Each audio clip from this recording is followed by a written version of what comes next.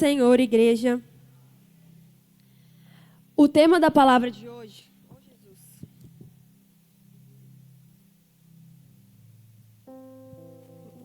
O tema da palavra de hoje é restaurando altares quebrados.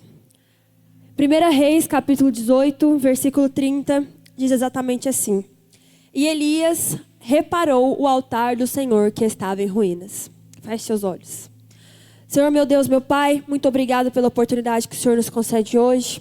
Obrigado pela tua casa, obrigado pela tua palavra, obrigado pelo teu Espírito. Que o Senhor tome liberdade em nosso meio, que o Senhor seja aquele que fale aos nossos corações. Toma, Jesus, o teu espaço aqui e manifesta aquilo que o Senhor deseja comunicar. Estamos aqui e desejamos receber de ti. Em nome de Jesus. Amém. Amém. Essa passagem, ela se refere a um tempo muito importante, que foi o momento onde Elias... Obrigada. O momento onde Elias... que antecedeu o momento que Elias orou com os profetas de Baal, né? É uma história muito conhecida. E tudo começou quando a nação de Israel começou a se deturpar, começou a se afastar dos caminhos do Senhor novamente. Gente, é muito importante a gente entender o propósito de Israel. Israel não é só o povo de Deus, o povo escolhido de Deus, mas Israel tinha uma missão até que Jesus viesse. A missão de Israel até Jesus nascer era carregar a presença. Para que o Messias viesse daquele povo, eles precisavam carregar a verdade. Eles precisavam carregar o templo, eles precisavam carregar a unção, eles precisavam carregar a verdade de Deus até que Jesus viesse. Essa era a principal missão, que Israel carregasse a presença. E durante todo o tempo de Israel, até Jesus chegar, eles falhavam em carregar a presença da maneira correta. Eles desviavam-se, eles distraíam-se, eles sumiam do propósito, sumiam do eixo e a presença deixava de ser carregada. A cerimônia não parava de ser feita. Os incensos, os rituais, os sacrifícios eram feitos. Tudo que era necessário para fazer o ritual, tudo que era necessário para cumprir a lei era feito. Só que a presença não era carregada. Isso acontecia por diversos motivos, inclusive as distrações. Um dos culpados de levar esse povo muitas vezes a esse desvio eram os próprios reis, porque os reis eles eram responsáveis por ensinar o povo.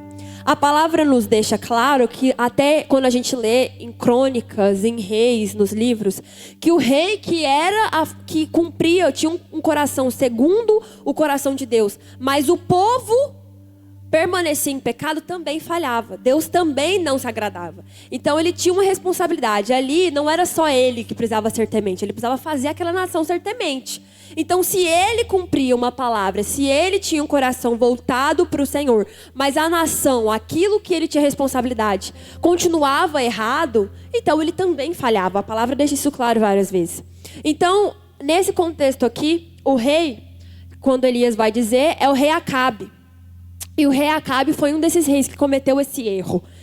O rei Acabe, uma das maneiras que fazia o povo levar à distração era quando o rei que tinha essa responsabilidade se relacionava com mulheres estrangeiras, se relacionava com mulheres que tinham uma outra cultura, que tinham uma outra crença, e aquilo abria espaço dentro do lugar que era necessário carregar a presença para que outras presenças entrassem. Então, quando ele se relaciona com Jezabel, ele abre a porta para que outras coisas entrem e para de carregar apenas a presença, que era a missão dele, carregar a presença. E ele para de carregar essa presença porque ele permite que outras presenças entrem, ele permite que a nação carregue outras influências. E aí, novos altares são levantados, novas crenças, novas culturas e distrações. O povo daquela época era levado por aquilo que a bandeira que o rei levantava. E se o rei levantava uma bandeira de que está tudo bem você crer nisso aqui, a nação ia nessa onda e ia crer naquilo ali. Porque o rei levantava uma bandeira.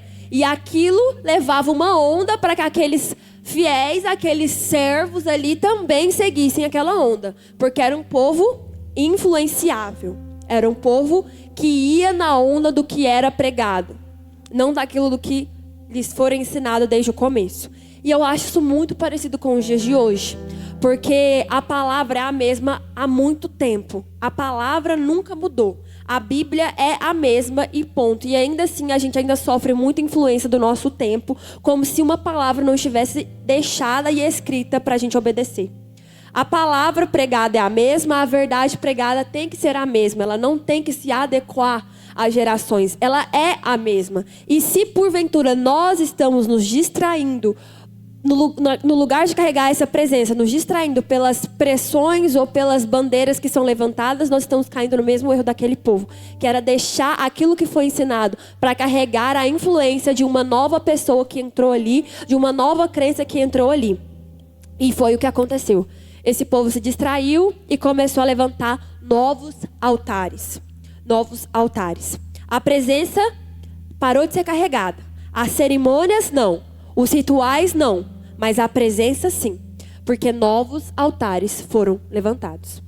Então, Elias começa a orar e o Senhor fala, diga isso. E ele orou e disse assim, não vai chover sobre a terra até que seja o tempo. E durante todo esse tempo ele foi perseguido. Ele foi assim, brutalmente perseguido. Ele passou muito tempo morando num deserto, sendo alimentado por corvos, porque ele não podia sair daquele lugar porque ele seria morto. E Deus pediu que ele permanecesse no deserto. Até que chegou o tempo que o Senhor chega a Elias, no capítulo 18, versículo 1, ele diz, pois vá apresentar-se a Acabe, pois enviarei chuva sobre a terra. Então ele diz a Elias, acabou. O tempo de você da chuva parar, o tempo de você ficar escondido acabou. Agora se levanta e vai se apresentar ao rei, porque eu vou dar um basta nisso. Eu trouxe a seca para que o povo aprendesse, mas agora deu um basta. Vou dar um ponto, se levanta e apresente-se ao rei. Gente, só dele se apresentar ao rei já era um ato de ousadia enorme, porque o rei queria matar ele. Mas o Senhor havia dito, levante-se e vá até o rei. Apresente-se ao rei, que chegou o tempo de eu botar um ponto final. Chegando lá, Elias se apresenta ao rei. E eu acho interessante que o rei ele já chega falando assim, ó. Quando viu Elias, o rei disse, é você mesmo, perturbador de Israel? Porque quando a gente prega algo que as pessoas não querem cumprir, a gente incomoda, a gente afasta, porque confronto é desconfortável. E quando a gente prega algo que as pessoas não querem cumprir, quando a gente carrega uma verdade que as pessoas não querem carregar, a gente não se torna bem-vindo. Só que aí é o ponto, a gente vai negligenciar aquilo que o Senhor nos entregou para que a gente não seja considerado perturbador da paz? Para que a gente não seja linchado? A palavra não foi essa. Mas Elias vai dizer, perturbador de Israel não sou eu. Quem está perturbando Israel são seus pecados, são seus erros, é a sua negligência. E Elias vai dizer assim, para o povo, até quando vocês vão oscilar para um lado e para o outro? Até quando vocês vão oscilar? Se o Senhor é Deus, sigam-no. Mas se é Baal, Deus, sigam-no. Então decide qual altar você vai sacrificar. Porque existe o altar do Senhor e existe o altar que vocês levantaram a Baal. Decide, os dois não podem queimar. Ou queima um ou queima o outro. Decide. E aí, ele vai fazer tudo aquilo que nós conhecemos. Ele diz, eu sou o único que restou dos profetas do Senhor. Mas Baal tem 450 profetas. Tragam 2 novilhos. Escolha eles cortem, ponham sobre a lenha, mas não acendam o fogo. Não acendam o fogo. Orem, eu prepararei outro novilho e colocarei sobre a lenha e também não acenderei o fogo. Vocês invocarão o nome do seu Deus ou invocarei o nome do Senhor? O Deus que responder por meio do fogo, esse é Deus. Até aqui tudo bem. Então vamos lá. Existiam os 450 profetas. E existia um profeta do lado de cá. Ele pediu, escolham 2 novilhos. Eu vou orar aqui e vocês vão orar de lá. E aí a palavra diz, o versículo que eu li no começo. Gente, eles passaram horas e horas e o fogo não se acendia. E Elias, quando ele vai orar para que o fogo do altar dele, o Senhor, se manifeste, ele ora o seguinte. Elias 18:30, né? Que foi o primeiro versículo que eu li. Elias disse a todo o povo, aproximem-se de mim. O povo aproximou-se. E Elias reparou o altar do Senhor que estava em ruínas. Esse é o ponto principal. Até aqui eu contextualizei, mas esse é o ponto principal da palavra. Elias reparou o altar do Senhor que estava em ruínas. Se estava em ruínas, é porque ele não estava sendo usado. Se ele estava quebrado, se ele estava em ruínas, significa que ele estava abandonado. Significava que ele não estava sendo usado. Certo? Não estava sendo usado. Mas existiam 400 profetas do outro lado. Ou seja, altares estavam acesos. Só não estavam acesos o altar do Senhor. Outros altares estavam acesos, mas o do Senhor estava em ruínas. Paralelamente a isso, lá em Romanos, capítulo 12, versículo 1 diz que agora nós somos altar. Hoje, o altar somos nós. Nós somos altares. E o ponto é, para quem estamos acendendo o nosso altar? Estamos acendendo o nosso altar? É a primeira pergunta. E a segunda pergunta é, para quem estamos acendendo? Porque o altar somos nós. E naquele período existiam 400 profetas, 400 altares, muitos altares acesos àquele Deus. E um altar do Senhor em ruínas. Somos o altar hoje. O ponto é, o fogo do nosso altar, ele é aceso em circunstâncias onde nós estamos imersos em alguma experiência sobrenatural incrível, ou o fogo do nosso altar é contínuo e aceso ao Deus verdadeiro. Por quê? Porque o altar que o Senhor deixou para nós tem uma ordem. E essa ordem é que ele não pare de queimar. Estou montando uma linha de raciocínio para chegar no ponto principal. E eu preciso que acompanhe esse raciocínio. A ordem que o Senhor nos deixou. Agora nós somos altar. Somos altar. Somos sacrifício desse altar. Nós é que iremos queimar. O altar a gente constrói, mas quem queima somos nós. Não são as coisas. Quem queima somos nós. Nós somos o sacrifício. Somos sacrifício vivo. O sacrifício é você e eu. Nós precisamos nos sacrificar para que esse altar seja aceso. E a ordem foi que esse fogo não se apague. Essa foi a ordem. Não precisa mais acender altar. Agora eu quero só que você seja altar. Não precisa matar novilho, não precisa fazer nada. Você é o altar. Mas a pergunta, a única ordem que eu te dei é que ele não pare de queimar. Eu não preciso que você queime novilho, eu não preciso que você queime cordeiro. Eu só preciso que você não pare de queimar.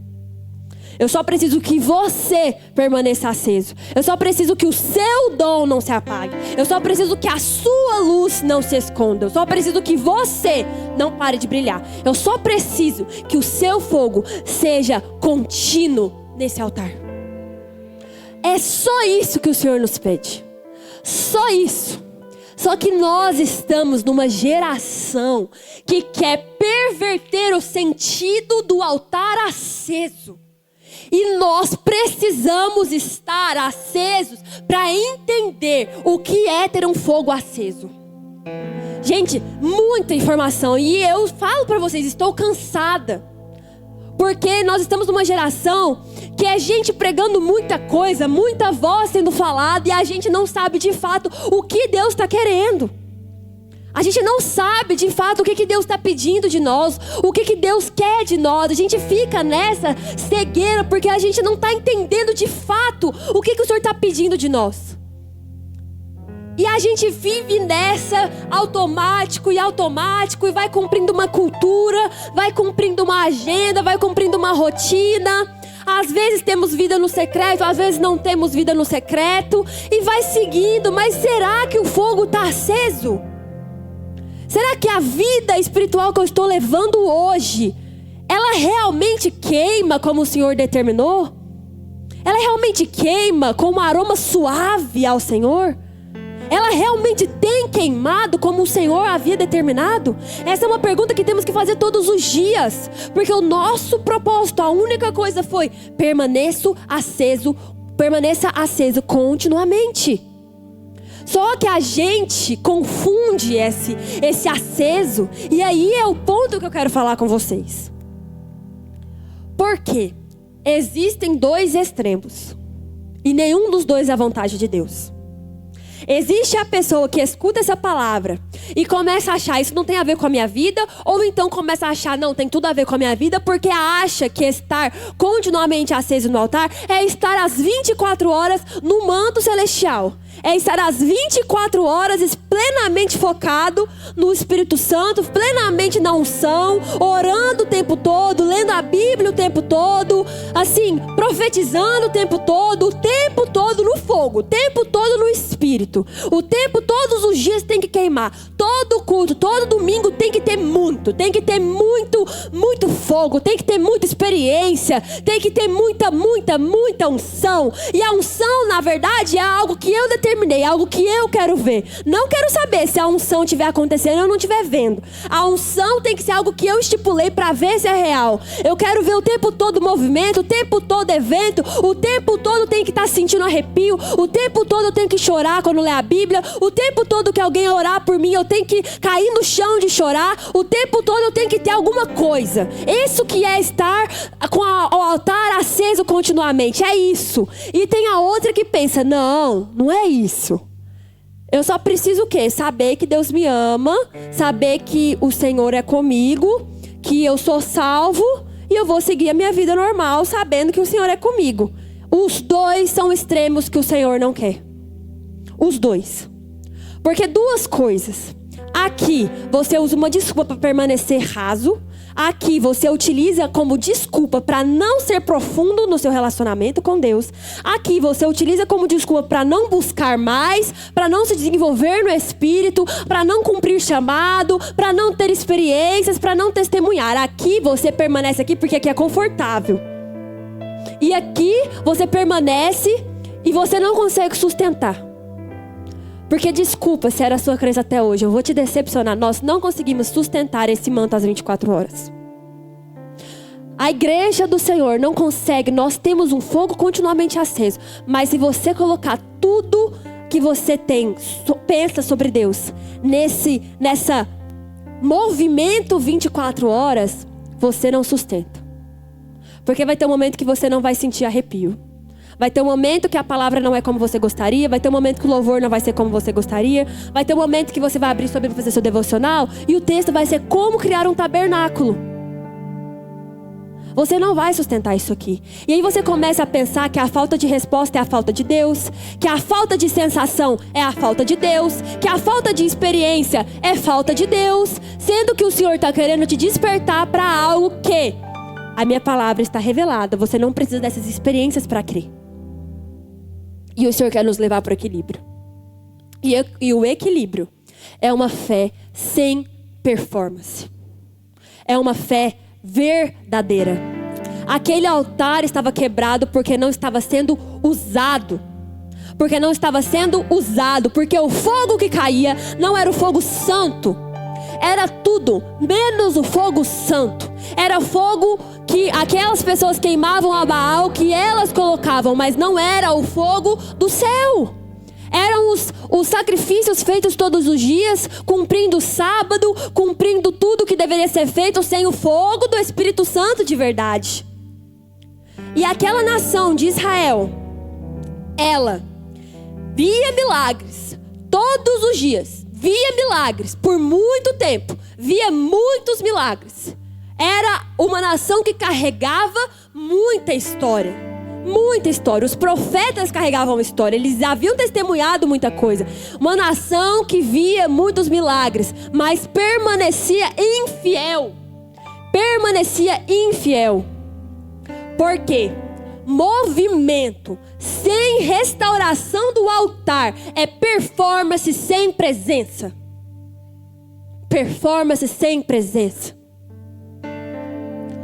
Nós não precisamos o tempo todo ter sensações. Nós precisamos ter uma fé. nós precisamos de fé. O verdadeiro fogo do Espírito Santo é um fogo que transforma a sua maneira de viver. Não adianta você viver coisas muito espirituais, você saber falar em línguas estranhas, mas a sua língua não glorifica a Deus. Mas o seu dia a dia não glorifica a Deus.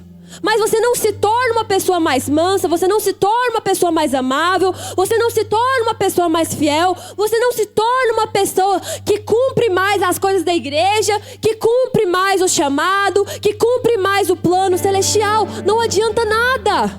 O fogo do Espírito Santo é um fogo que transforma mente, coração e as suas atitudes. O verdadeiro fogo do Espírito Santo não está somente quando você tem um culto e você é profundamente marcado pela presença, mas é também num culto onde você escuta e sai aprendendo algo. O fogo do Espírito Santo é uma presença contínua que te faz ver o mundo de uma maneira diferente. Ele precisa mudar a sua maneira de enxergar as coisas, sua maneira de agir, sua maneira de falar. Se o Espírito Santo vive em você, o mínimo é que ele mude algumas coisas que você fazia quando ele não vivia. Agora nós estamos baseando a nossa fé em performance, em sensação, em sentimento. Nós só somos fiéis se tem evento. Nós só somos fiéis, nós só achamos que o Espírito Santo visitou algum lugar se existir um movimento muito grande. O Espírito Santo faz coisas grandes, mas o principal que o Espírito quer é transformação, é discípulos, pessoas que obedecem sem sentir, pessoas que obedecem com a cabeça erguida porque conhecem o Deus que elas servem. Assim, andando com o Espírito Santo, vão ter momentos sobrenaturais, vão ter experiências sobrenaturais, porque quem vive no Espírito Santo também experimenta de um fogo muito aceso, também experimenta de milagre, também vê sinais, também vê maravilhas, também vive frieza, mas na frieza continua fiel, porque entende que a fé que ele carrega não depende de circunstância, depende de um fato, de foi um homem que veio, morreu, ressuscitou e te deu vida. Esse é o único fato que você precisa para continuar. Você não precisa de um milagre para continuar, você não precisa de nada, você precisa de uma presença, e essa presença você já tem. Você já tem. Então é o seguinte, o Senhor quer nos despertar para que a gente tenha uma fé madura. A gente vive numa geração que sente tudo, mas não muda nada. Vivemos numa geração que baseia a fé por sensações, e não transformação de caráter, e não transformação de identidade. Gente, essa geração ama o Carmelo, que é aquele monte onde Elias orou e o fogo caiu, mas odeia e não se sustenta no deserto, onde Elias ficou durante aqueles 3 anos sendo alimentado por corvo. Será que nós estamos numa fé tão madura o suficiente que não importa a situação que vem, eu permaneço fiel? Será que eu estou no ponto certo, na fé madura o suficiente, que não importa a resposta de Deus, eu continuo fiel? Que não importa o que Deus me diga, o que eu receba, se for o que eu esperava ou é o que eu não esperava, eu permaneço fiel? Ou eu estou baseando aquilo que Deus deve fazer naquilo que eu quero que Ele faça? Naquilo que eu espero? Naquilo que eu acho? O Senhor, Ele quer uma fé madura da sua igreja. Ele precisa de obediência. Ele precisa de transformação de caráter. Ele precisa de mudança de atitude. Ele precisa de mudança nos seus hábitos. E é tempo de restaurar altares quebrados. Porque um altar que funciona é um altar que permanece continuamente aceso, independente da circunstância. Não precisa ter todo o movimento e não precisa também não ter movimento nenhum. Ele permanece aceso, independente do momento que ele está. Ele é aceso, porque a fé não é abalada pelas circunstâncias. É uma fé que não é tocada por nada. É uma fé inabalável. Porque sabe que a única exigência para que essa fé se mantenha em pé é a exigência que ele já tem, de que foi um sacrifício que foi feito. O Senhor tem muito para fazer em nossa vida.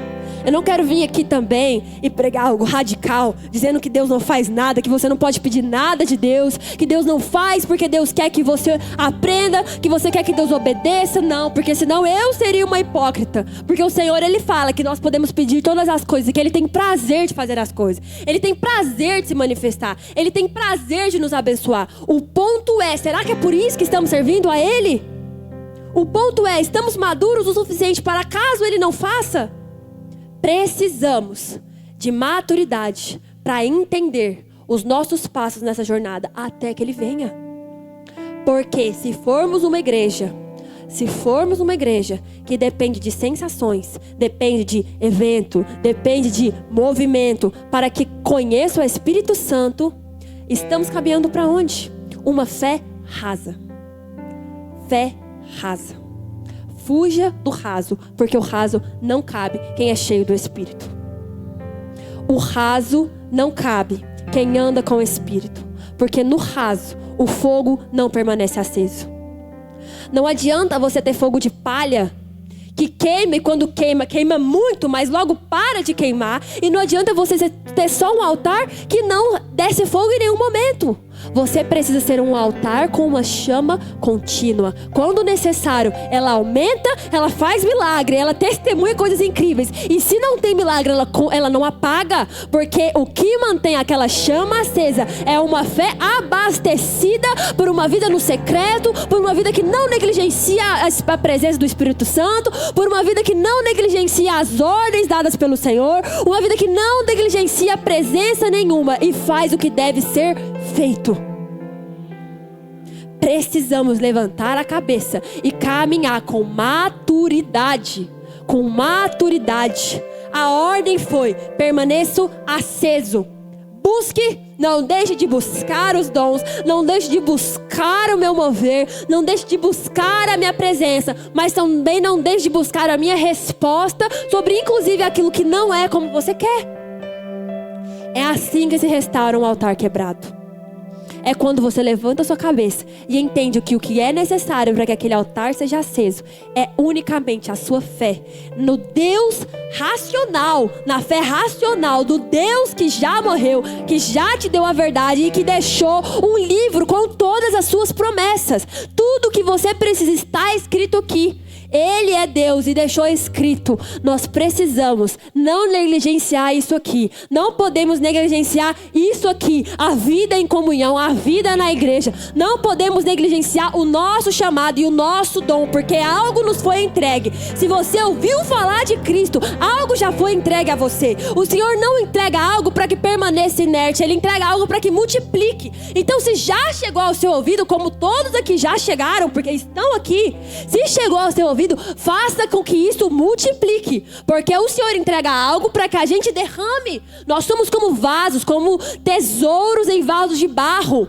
Precisamos multiplicar, precisamos entender nossa posição, precisamos ser como Elias, que é fiel no deserto e é fiel no monte. Precisamos entender se a nossa fé é madura o suficiente para que queime constantemente, a ponto de que mesmo sem ser o que eu queria, eu permaneço aceso porque eu confio no Deus que eu sirvo. Isso é o fogo do Espírito Santo. Ele visita quando necessário e faz um mover espiritual. Vocês sabem, gente, quem me conhece aqui desde pequeno sabe que eu adoro mover o Espírito Santo. Eu adoro, gente, eu amo. Mas é preciso que a gente entenda o que Ele quer entregar no momento. E nós não conseguimos sustentar tudo. Por isso precisamos de uma fé madura. Só para encerrar, o que eu gostaria de falar é que somos altares. Somos altares. E se o seu altar está construído, ele precisa pegar fogo. O fogo que necessita cair nesse altar não é um fogo de momento, não é um fogo performático, não é um fogo que queima muito e para de queimar rápido. É um fogo constante e contínuo que te leva aos lugares certos, aos lugares que o Espírito Santo deseja, que te leva a entender nas adversidades, que te leva a entender nos momentos de felicidade. E não existe fogo sem altar. Por isso precisamos restaurar os nossos altares. Precisamos cuidar dos nossos altares, porque aquele altar estava destruído, porque o povo não estava usando. O povo acendia muito fogo, mas não ao Deus verdadeiro. Então que nessa noite a gente possa realmente trabalhar para entender se o nosso altar está do modo como o Senhor gostaria que estivesse. Se o nosso altar está queimando como Ele gostaria que queimasse. Porque nós, como cada um sendo um altar, o Senhor olhando do céu vê vários altares acesos. E cada altar é um coração. E se o seu altar para de queimar, é menos um altar para a glória do Senhor. É menos um altar naquele mapa ali que queima pelo Espírito. Então não deixe a chama apagar. Não deixe o fogo parar de queimar. Não deixe isso adormecer. Busque, levanta e clama, porque o fogo vai descer sobre você e vai queimar. Você precisa acordar todos os dias lembrando que é mais um dia para botar mais lenha naquele altar, para que queime mais. E queime mais a ponto de incendiar os outros. Mas lembrando que numa fé madura, que não depende de nada para que aconteça, depende exclusivamente da verdade escrita neste livro, exclusivamente na presença do Espírito Santo. Que a gente avalie como está a nossa vida espiritual e pergunte-se se está da maneira como o Senhor gostaria que estivesse, se está queimando da maneira como o Senhor gostaria que queimasse. Se o fogo que queima nesse altar, ele é um fogo de palha ou é um fogo do Espírito que não se apaga. Para que a gente queime da maneira como devemos. E, para terminar, é só para te lembrar, que se Ele chamou, Ele sustenta. Ele sustenta.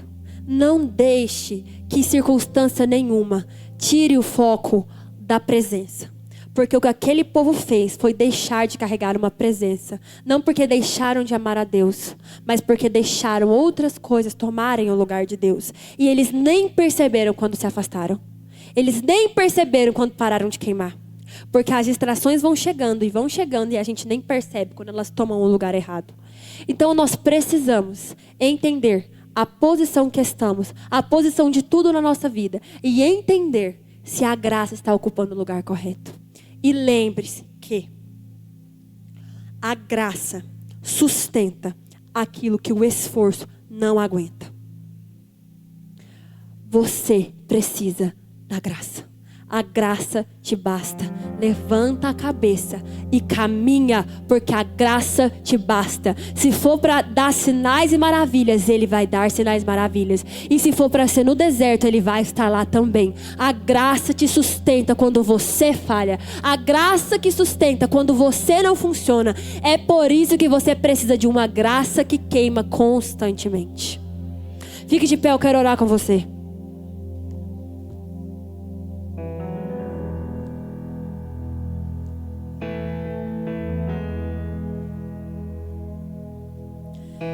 Espírito Santo, nós te entregamos tudo essa noite, Pai. Pai, aqui é a tua casa, aqui é a tua família, aqui são seus filhos. E eu quero entregar ao Senhor cada coração que está nesse lugar. Pai, eu peço para que a tua palavra seja lançada como flecha, Pai. Que não volta vazia, mas volta com transformação. Porque nós cremos, Jesus, que o Senhor está onde há mudança. Nós cremos, Jesus, que o Senhor está no lugar onde as pessoas são mudadas. Porque tamanho é a tua presença, que nós já não somos os mesmos. Nós cremos, Jesus, que o Senhor é conosco, que o Senhor desceu sobre nós. E é por isso que temos vida. E é por isso, Jesus, que queremos gastar, que queremos entregar essa vida ao Senhor. Pai, eu oro para que o Senhor derrame lenha sobre cada um desses irmãos, Pai. Que eles possam aprender, Jesus, a construir um altar que glorifica o Teu nome, Pai. Que o Senhor possa cessar sobre a vida deles, Pai, toda espiritualidade falsa, toda fé rasa, tudo aquilo que afasta eles da real importância da Tua graça, que é uma graça que multiplica, porque transforma o nosso agir. Senhor, que o Senhor possa restaurar os altares quebrados dessa igreja, que o Senhor restaure os altares quebrados deste templo, que o Senhor coloque no lugar aquilo que precisa ser colocado no lugar, que o Senhor alinhe as coisas que precisam ser alinhadas, que o Senhor remova tudo aquilo que é profano e que o Senhor derrame um fogo que queima e que não para de queimar, porque o que queima aquele fogo não é palha, é um gente que carrega o teu nome, Jesus. É a presença do teu nome, do nome que está acima de todo nome, do nome que quando proclamado o ambiente muda, as famílias mudam, as casas se transformam. Então, Senhor, que o Senhor seja esse nome na vida de cada um. Pai, desperta a tua igreja, desperta os teus filhos, para que eles entendam se eles estão fora do caminho que o Senhor determinou, para que eles restaurem esses altares quebrados, porque se está quebrado é porque não está alinhado perfeitamente em ti. Então queime sobre eles, Pai, da maneira como o Senhor desejar, mas não permita que nós vivemos uma vida rasa, cega, iludida, pensando que as coisas estão funcionando quando não estão. E alinha, Jesus, alinha a vida de cada um que está nesse lugar, Pai. Desperta, acompanhe, Pai, e traga graça onde a gente não aguenta, traga graça onde a gente não sustenta, e transforma cada dia a vida de quem deseja ter um altar restaurado, em nome do Senhor Jesus. Aleluia.